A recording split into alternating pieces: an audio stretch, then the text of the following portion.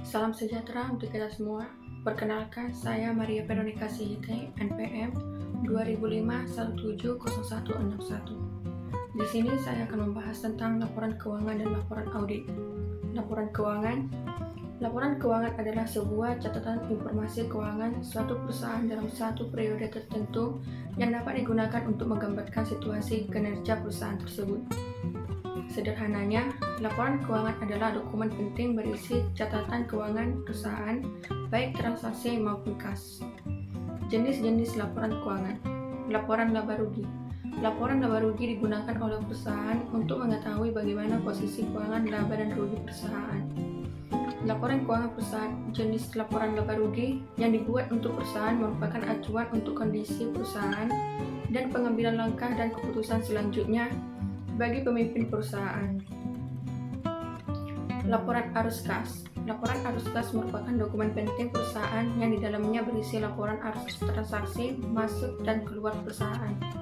Laporan tersebut terdiri dari transaksi dalam periode tertentu. Jenis laporan keuangan perusahaan ini sangatlah penting bagi perusahaan karena digunakan sebagai indikator laporan arus kas di periode-periode mendatang. Laporan perubahan modal. Laporan keuangan perusahaan berikutnya adalah jenis laporan perubahan modal yang digunakan untuk melakukan pelaporan jika terdapat perubahan modal dalam perusahaan yang terjadi pada periode tertentu.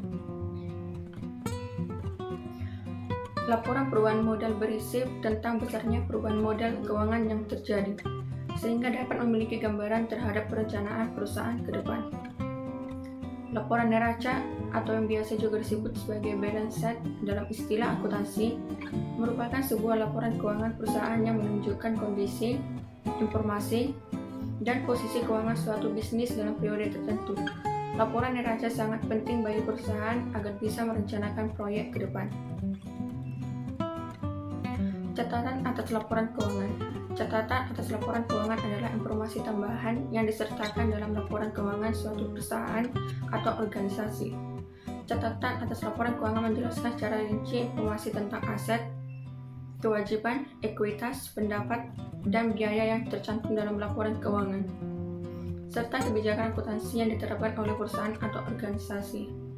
Fungsi laporan keuangan bagi bisnis adalah sebagai berikut. Pertama, sebagai alat pengukuran kinerja bisnis. Kedua, memudahkan pengambilan keputusan. Tiga, sebagai alat untuk memenuhi kewajiban. Empat, sebagai alat untuk mendapatkan modal. Lima, sebagai alat untuk memantau arus kas. Laporan audit.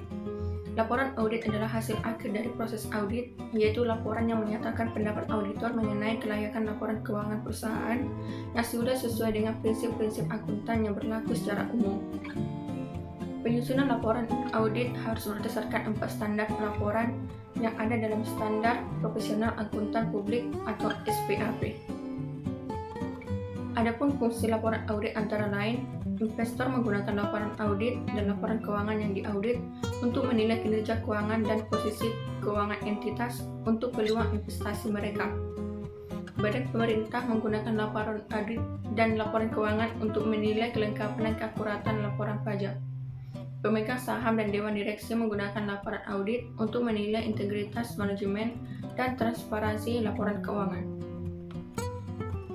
Tahapan dalam membuat laporan audit: meminta dokumen keuangan, mempersiapkan rencana audit, menjadwalkan rapat terbuka, melakukan kerja lapangan di lokasi, menyusun laporan, menyiapkan pertemuan penutup.